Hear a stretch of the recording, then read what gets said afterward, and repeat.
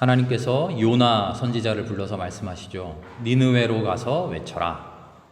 회개를 선포해라. 요나는 그냥 일반인이 아닙니다. 선지자, 예언자죠. 그런데 요나는 이 하나님의 말씀을 요새 말로 하면 쿨하게 그냥 무시해버리고 자기 갈 길 가버립니다. 물론 요나 4장 마지막에 가면 왜 그랬는지 이제 하나님과 따지는 장면이 나오죠. 그 이유가 그때 등장합니다만, 요나서 처음에는 그런 말도 없습니다. 하나님은 명령하시고 요나는 무시하고, 그리고는 주님을 피해서 도망갑니다. 하나님의 명령과 내 생각 사이에서 고민을 했다, 이래서 힘들었다, 깊이 기도했다, 그런 얘기도 없어요. 이후 벌어질 일에 대해서 걱정했다, 그런 말도 하지 않아요. 스페인으로, 개역성경에는 이제 다시스라고 나오는데요. 스페인으로 가는 배를 타고 태풍이 오는 줄도 모르고 배 밑바닥에 들어가서 쿨쿨 늘어지게 자고 있는 중입니다. 이후의 이야기는 우리가 잘 알죠. 제비뽑기에서 당첨된 요나가 바다에 던져지고 큰 물고기 뱃속에 들어가서 사흘 밤낮을 기도하다가 다시 살아나게 되고 하나님 말씀대로 니느웨 가서 이제 선포하게 되죠. 두 번째로 우리 복음서 읽었는데요. 복음서를 보니까 베드로가 나옵니다. 부활하신 예수님께서 베드로를 찾아오셨습니다. 베드로는 누구죠? 예수님 1등 제자죠. 첫 번째 가는 제자입니다. 열성 제자. 그런데 그 베드로가 지금 고기잡이 하는 중입니다. 베드로 본래 어부인데 고기잡이 하는 게 뭐가 문제입니까? 본래 어부가 고기잡이 하는 거 문제 없죠. 그런데 지금 고기잡이 하는 건 문제입니다. 왜냐하면 그 고기잡이 하던 일에서 예수님이 불러서 넌 이제 물고기 고기 말고 사람 낚는 어부, 복음을 전하는 사람으로 내가 바꿔주겠다, 변화시켜주겠다 하신 이후거든요. 고기잡이의 일을 버리고 예수님을 따라 나섰다가 예수님이 십자가에서 돌아가시자 다시 고향으로 내려와서 그 예전의 삶으로 돌아가 버린 겁니다. 예수님에게 이끌려서 복음의 삶으로 왔다가 예수님이 안 계시자 자기 삶으로 다시 돌아가 버린 것이죠. 그런 베드로에게 예수님이 나타나셔서 지금 묻는 겁니다. 네가 나를 사랑하느냐? 네가 나를 사랑하느냐? 베드로가 잊어버렸던 마음, 아니 잊어버렸다기보다는요, 꾹꾹 눌러놓고 마음속에 숨겨놨던 그 마음, 잊어버리고 살아야지 하고 눌러놓았던 그 마음을 상기시키는 겁니다. 그리고는 예수님 사랑하는 그 길을 기어이 가게 만드시는 거죠. 사도행전에 또 다른 사람 하나가 나오죠. 바울입니다. 바울은 지금 전도 여행 중입니다. 온 세상을 다니면서 하나님을 전하는 중입니다. 그 누구보다도 열성적으로 하나님을 믿고 있는 중입니다. 예수님의 십자가를 전하고 있죠. 가는 곳마다 환영받는 것도 아닙니다. 우리가 잘 알죠. 매도 맞고 죽을 위험에 처하기도 하고요, 막 도망치기도 합니다. 그럼에도 불구하고 하나님의 영에 붙들려서 바울은 지금 그 고난의 길을 기꺼이 가는 중입니다. 그런데 오늘 우리가 읽은 곳을 보면 왠지 바울이 하나님과 예수님과 적대시하는 사람처럼 보입니다. 그렇죠? 하나님이, 성령이 아시아에서 일하는 것도 막으시고, 부르기아, 갈라디아 거쳐서 이쪽 비두니아 어디로 가려고 하는데 성령이 와서서 막으시고, 예수의 영이 그것을 허락하지 않으셨다, 이렇게 성경에 적혀 있잖아요. 그리고는 전혀 생각지도 않았던 마케도니아라고 하는 땅으로 억지로 발걸음을 돌리게 하십니다. 이 세 사람, 더 많은 사람들이 있겠습니다만 오늘 이 세 사람의 이야기만 읽었죠. 요나, 베드로, 바울. 이 이야기의 공통점이 뭘까요? 공통점은 발걸음을 돌렸다는 거죠. 발걸음을 돌렸다. 내 뜻으로가 아니라 하나님께서 발걸음을 돌리게 하셨다. 발걸음을 돌린다고 하면 우리는 제일 먼저 회개를 생각해요. 뭔가 잘못하는 것이 있어서 잘못된 방향으로 가다가 깨닫고 혹은 하나님의 징계를 받아서 알게 되고 올바른 길로 돌아오게 됐다. 그렇죠? 그런 발걸음 돌리는 것, 우린 그런 생각하잖아요. 가는 길이 잘못되어 있으니까 주님이 그 길을 돌려주신다. 올바른 길로 돌아온다. 그럼 우리의 반응은 어떻습니까? 주님 감사합니다. 아멘. 그런데 이런 경우 생각해 봅시다. 우리가 가는 길이 잘못되지 않았어요. 올바른 길을 잘 가고 있어요. 그런데도 그 길을 하나님이 굳이 돌이키신다면, 그 길을 굳이 못 가게 하신다면, 가지 말아라 막으신다면, 그래도 우리가 하나님 감사합니다 할 수 있겠느냐는 거죠. 우리가 몰라서 그러지, 어딘가 지금 잘못 가고 있으니까 하나님이 반대하시는 거지, 그럴 수 있을까요? 만약에, 진짜 만약인데요, 우리가 가는 길이 올바른 길이에요. 제대로 가고 있어요. 그런데도 하나님이, 그래, 네가 가는 길 올바른 길이야, 알아. 그런데도 가지 마. 만약에 그렇게 하신다면, 그래도 우리가 알겠습니다, 하나님 감사합니다, 그렇게 고백할 수 있겠느냐는 거죠. 요나나 베드로나 바울, 그들에게는 지금 정당한 이유가 있어요. 나름대로의 정당함이 있어요. 조금씩 다르지만요. 그 정당함의 근거가 인간적인 것일 수도 있고요, 어떤 민족적인 감정일 수도 있고요, 현실적인 실용적인 선택일 수도 있고요, 종교적인 확신일 수도 있어요. 정당함의 근거는 다 다르지만 나름대로 지금 정당하게 올바른 길을 가고 있어요. 요나는 왜 도망쳤습니까? 요나는 왜 니느웨로 가지 않았죠? 니느웨 사람들이 회개하고 용서받는다는 것을 받아들일 수가 없습니다. 그러면 안 돼요. 니느웨 사람들이 이스라엘의 원수이고 지배했던 사람들이고, 우리로 치면 일본 놈들 그런 민족적인 감정도 있습니다만, 나름대로 하나님의 정의에 대한 요구입니다. 하나님 정의로우셔야 되는 거 아닙니까? 어떤 정의요? 잘못한 사람 벌 받고 착한 사람 복 받고, 그게 하나님 정의 아닙니까? 하나님의 생각이 그거 아닙니까? 그 생각대로 하셔야 되는 거 아닙니까? 우리도 그렇죠. 요즘 특별히 코로나로 인해서 더 그런 증오범죄가 예전보다 비율이 훨씬 많다고 말하는데요, TV에서 어떤 사건 사고들 보도될 때 우리 어떻습니까? 공분하잖아요. 저 사람들 정인이 사건 같은 경우에요, 마땅한 처벌을 받아야 된다. 그런데 재판을 받았는데 뭔가 너무 형량이 낮고 저렇게밖에 처벌을 안 해? 라고 할 때 우리 분노하고 분개하잖아요. 피해자들한테는 한마디 사과도 없으면서 재판정에서 자기를 선처해달라고 흘리는 그런 눈물들 볼 때 저건 아닌데, 요나의 입장이 지금 그런 겁니다. 그런 사람들에게까지 하나님이 다 용서해 주자, 우리가 받아들일 수 있을까요? 그 사람들의 인권, 그 사람들의 미래, 이 사람들의 존재 다 받아들여 주자, 주님의 말씀을 이해하고 우리가 아멘 할 수 있겠느냐는 거죠. 요나가 지금 그런 상황에 처해 있어요. 용서받아서는 안 될 사람들, 나중에 용서받더라도 지금은 한번 혼줄 나야 될 사람들, 그 사람들이 가만 보니까 하나님 하실 일을 보니까 혼내지도 않고 그냥 용서해버릴 것만 같은 거예요. 그래서 그 길을 갈 수 없는 거예요. 요나는 마음속에 정당함이 있습니다. 어떤 정당함이요? 하나님 이러시면 안 됩니다, 하나님께 외치는 하나님의 정의에 대한 정당함이 있죠. 베드로는 어떻습니까? 베드로도 지금 정당합니다. 왜 다시 고기잡이 하러 갔죠? 그 마음속에 있는 번뇌, 고민, 갈등, 성경은 자세히 적고 있지 않지만 예수님의 말씀과 베드로의 응답으로 우리는 미루어 짐작해 볼 수 있습니다. 예수님이 이렇게 말씀하시죠. 요한의 아들 시몬아, 네가 나를 사랑하느냐? 이 사람들보다 더 사랑하느냐? 3번이나 물으시죠. 몰라서 물으셨을까요? 베드로의 사랑이 의심돼서 너 진짜 나 사랑하는 거 맞아? 확인하러 오셨을까요? 예수님은 그 사랑 다 알고 계시죠. 알고 계시면서 베드로한테 일깨워주는 겁니다. 너 나를 사랑하잖아. 그런데 그 사랑 왜 잊고 살아? 그 사랑 왜 저기 꾹꾹 눌러놓고 사랑대로 살려고 하지 않아?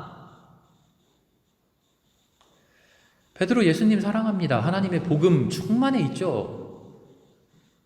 복음에서 오는 그 가슴 떨림이 그를 가득 채우고 있습니다. 그 길 따라 살겠다고 결심했고 예수님 따라서 그 길을 헌신했습니다. 그런데 사도 바울의 말 맞다나 마음은 원이로되 육신이 약합니다. 예수님 계실 때 예수님 등 뒤에서 예수님이 다 앞길 헤쳐나가시면 따라갈 수 있었어요. 그런데 지금 예수님 안 계셔요. 예수님 십자가 돌아가셨어요. 이제 내가 스스로 헤쳐나가야 돼요. 반석 같은, 불 같은 그 굳건한 베드로라고 하더라도 그 길 너무나 힘들어요. 어려워요. 인간이라면 누구나 가지게 되는 인간적인 연약함이라는 정당함. 베드로는 그 정당함 뒤에 지금 숨어 있는 거예요. 하나님이 오셔서 하나님이 이끌어 가시고 너희들 따라와 하면 따라가겠는데 예수님도 안 계시고 하나님도 안 보이고 지금 종교적인 권세가, 정치적인 권세가 우리를 핍박하는데 이겨낼 수 없는데 나는 연약한데 조용히 찌그러져 있는 게 당연한 거 아닙니까? 베드로 지금 정당합니다. 인간적인 연약함이라고 하는 정당함을 붙들고 있어요. 바울은 어떻죠? 정당함으로 하자면 바울만한 사람이 없죠. 지금 바울은 누구보다도 정당합니다. 인간적인 한계에 굴복하지도 않았어요. 때리고 매맞고 뭐 감옥에 가고 그런 거 신경 쓰지도 않아요. 그래, 나를 잡아가더라. 그래, 죽일라면 죽여라. 그리고 하나님의 일을 열심히 합니다. 온 세상을 떠돌면서 인간의 신념, 인간의 생각으로 판단하지도 않아요. 어디까지나 하나님만을 바라보면서 하나님의 일에 매진합니다. 몰두합니다. 누구도 갈 수 없다고 포기하는 그 길을 십자가 붙들고 가는 중이에요. 그런데도 하나님이 막으셨어요. 그런데도 하나님이 막으셔요. 이유를 알 수 없는데 이 길이 아니야. 이쪽으로 가지 마.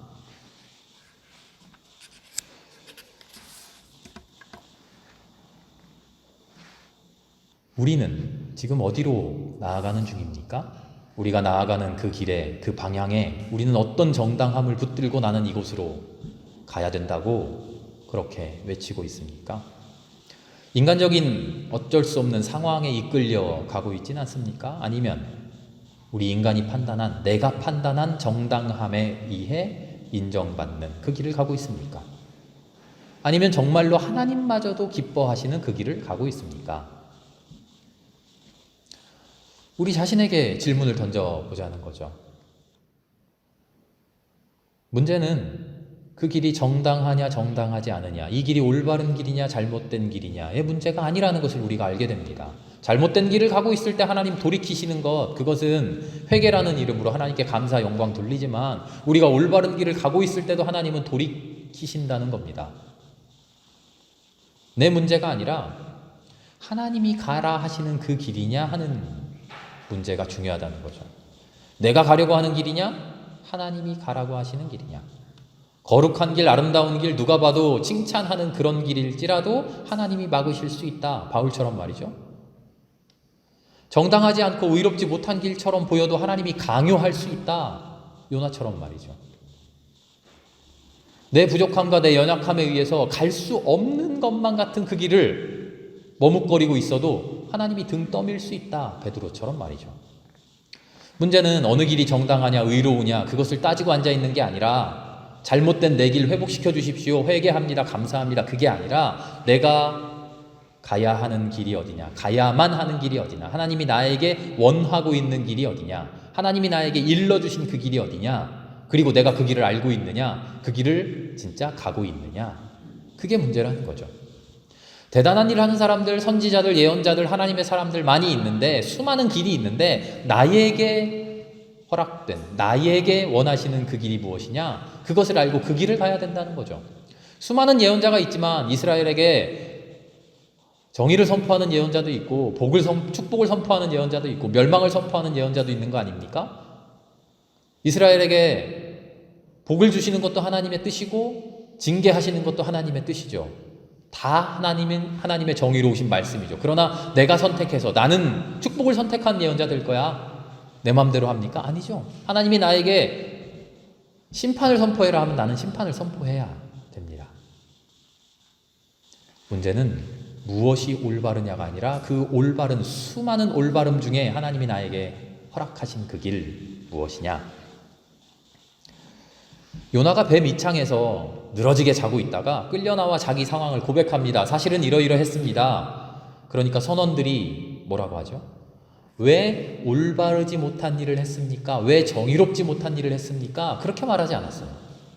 요나서를 보니까 어쩌자고 하나님의 낯을 피했습니까? 왜 하나님을 피했습니까?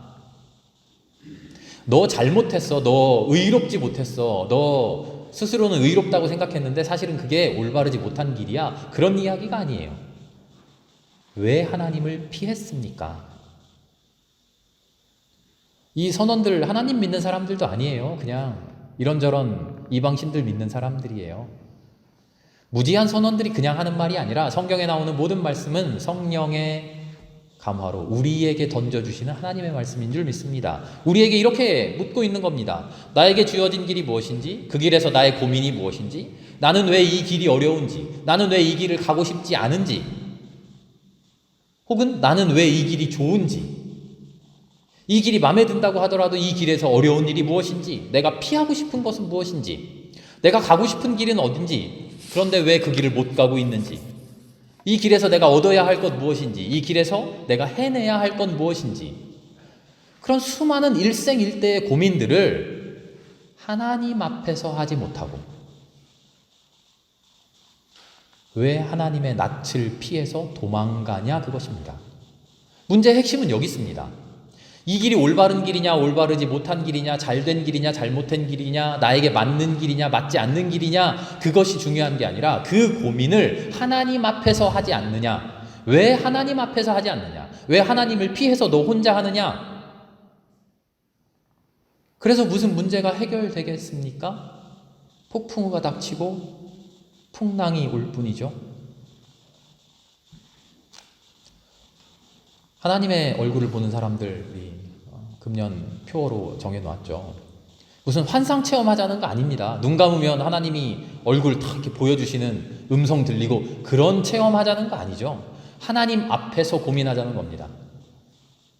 제대로 된 고민일 수도 있고 어리석은 나의 욕심, 욕망을 주장하는 떼쓰는 것일 수도 있지만 그 모든 고민들을 어디서 하자고요? 하나님 앞에서. 하나님 앞에서. 하나님의 낯을 피하여 도망가지 말고 하나님 앞에서. 스페인으로 배 밑바닥으로 도망치지 말고 늘상 익숙한 고기잡이로 돌아가 버리지 말고 하나님을 맞닥뜨리고 하나님을 마주 대한 바로 그곳에 서 보자는 겁니다. 하나님을 만나지 않고 이 길이 옳은 길이야 하고 내 확신, 내 신념 가지고 무작정 돌진하지도 말라는 겁니다. 아무리 옆에서 칭찬하고 아무리 옆에서 훌륭하다고 축혀 세워도 하나님 앞에서 고민하지 않았다면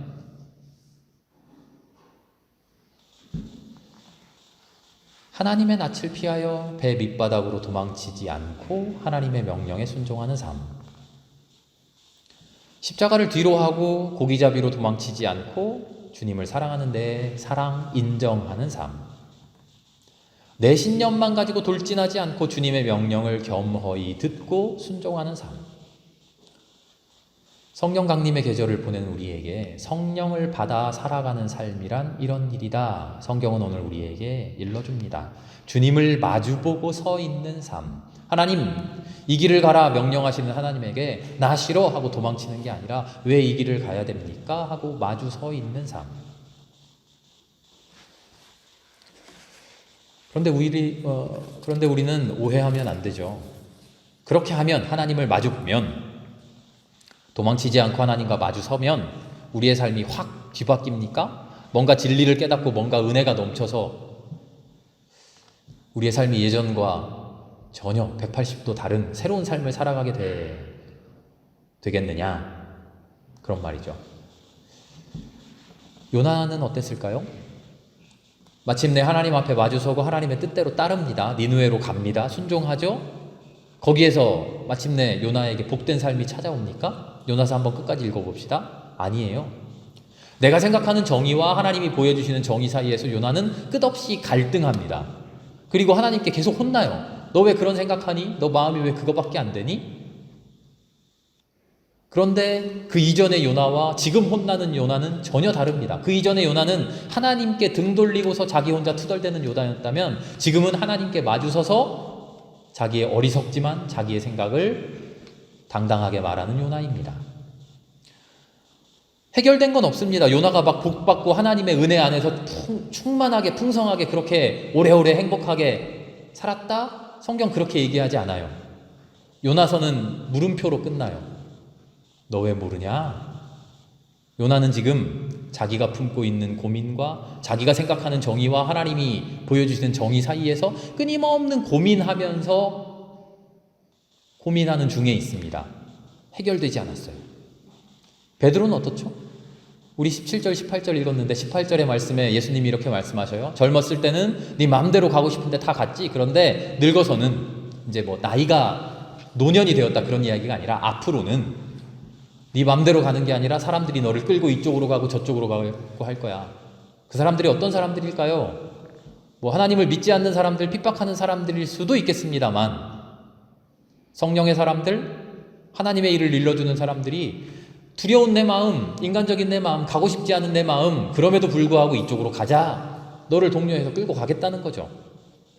연약하고 유약한 인간적인 한계를 이겨내고 굳석에 서지 못하고 베드로는 어떻게 살아갑니까? 내 힘으로 그래 나 하나님이 나 인도하시지 나와 함께 하시지 앞으로 나가자 그렇게 사는 게 아니라 여전히 연약한 중에 있지만 여전히 유약하지만 그래도 하나님의 뜻에 이끌려서 살아가는 사람 된다는 겁니다. 베드로가 바뀌지 않아요. 180도 바뀌어서 담대한 사람으로 변신한다 그렇게 말씀하지 않고요. 너는 여전히 연약하지만 그럼에도 너는 이끌려서 살아갈 수 있다. 고민은 해결되지 않았어요. 그 연약함은 그대로 남아있어요. 하지만 변할 수 있다는 거죠. 바울은 어떻죠? 바울도 자기 신령 굽히고 완전히 순종적인 사람 되지 않아요. 바울도 여전히 돌진해요. 바나바하고도 티격태격하고 헤어져 버리고요. 굳이 들어가지 말라는데 예루살렘 굳이 들어가서 붙잡혀가지고 로마로 끌려가 처형되잖아요. 바울도 자기 자신의 고집, 뭐 멧돼지처럼 밀고 나가는 그 습관 버리지 못했어요. 하나님 앞에 마주서고 하나님 뜻대로 산다고 해서 모든 것이 해결되는 거 아니라는 겁니다. 내가 가지고 있던 문제, 내가 고민하던 정의란 무엇일까? 난 왜 이렇게 연약할까? 그런 것 다 해결되어 버린다? 그렇지 않아요. 성경은 그런 해결을 보여주지 않습니다. 해피엔딩, 축복이 넘치고 은혜가 넘치고 그렇지 않습니다. 하나님의 얼굴을 피하고 살면, 하나님께 등 돌리고 살면 하나님 없이 헛된 고민합니다. 하나님 없이 헛된 노력합니다. 하나님 없이 헛되게 좌절하고 하나님 없이 헛되게 성공할 뿐입니다. 성경은 이걸 보여줍니다. 그러면 하나님 마주 대하면 하나님의 얼굴 보면 어떻게 됩니까? 그 모든 고민과 노력, 좌절과 실패, 성공과 환희를 하나님과 함께 한다는 겁니다. 실패하지 않는다 이렇게 말씀하지 않습니다. 그 실패를 하나님과 함께 합니다. 좌절하지 않는다 그렇게 말씀하지 않아요. 그 좌절을 하나님의 손잡고 한다. 참된 고민을 가지고 계속 고민합니다. 고민 해결되지 않습니다. 그러나 그 고민을 하나님과 함께 한다는 거죠. 참된 시련 겪습니다. 시련이 물러가지 않습니다. 그러나 그 시련 중에 하나님이 우리와 함께 하신다는 거죠. 참된 삶을 그렇게 살아간다는 겁니다. 나 혼자 고민하면서 이랬다 저랬다 하는 게 아니라 성공해봐야 허무하고 실패하면 좌절뿐인 그 삶을 나 혼자 살아가는 게 아니라 하나님과 함께 해서 좌절도 절망이 아니고 성공도 교만이 아닌 그런 삶을 살아가게 되는 것이죠. 우리 주보에 그림 계속 올려드리고 있는데요. 오늘 그림은 다윗이 내 잔이 넘칩니다 하고 고백하는 아마 시편을 형상화한 그림 같아요. 우리 다윗의 일생 잘 알잖아요. 다윗이 하나님께 감사의 찬양을 드리는데 내 잔이 넘칩니다 찬양하는데 다윗이 모든 일이 형통해서 그렇게 고백합니까? 아니죠. 오히려 다윗이 하나님께 감사 찬양 드릴 때는요, 핍박받고 사울에게 도망 다니면서 광야에서 그렇게 살 때 찬양의 시를 수없이 써요. 다윗은 왜 기뻐하고 감사하고 찬양합니까? 성공해서요? 고민이 해결돼서요? 연약함이 극복돼서요? 아닙니다. 하나님과 함께하고 있으니까. 지금 하나님의 낯을 피하지 않고 하나님과 마주 보고 있으니까. 그림 맨 위에 희미하게 하나님의 얼굴도 그려놓은 거 보이시나요? 하나님의 얼굴을 보고 있으니까. 다른 사람은 아무도 모릅니다. 나만 알죠. 하나님의 얼굴을 지금 보고 있는 나만 합니다. 요나를 보며 뱃사람들이 말하죠. 어쩌자고 이런 일을 했습니까? 아무것도 모르는 사람들은 그렇게 말합니다. 어쩌자고 이런 일을 했습니까? 우리가 들어야 할 말은 무엇일까요? 어쩌자고 그렇게 살아가십니까? 그 말을 들어서는 안 되겠죠. 주님께서 우리의 삶을 보시면서 뭐라고 말씀하실까? 오랜만에 만나 주님의 얼굴 보며 하시는 말씀 들을까? 아니면 매일매일 주님 만나 주님께서 건네시는 그 다정한 말씀 들을까? 빙긋이 웃으시면서 어깨를 톡톡 두드려 주시는 그런 주님과 얼굴 마주 대하고 살아가는 우리의 그런 삶이 될 수 있기를 기도합니다. 성령 강림의 시간, 주님 피하지 않고 주님과 하나 되어 살아가는 저와 여러분 모두 되기를 기도합니다.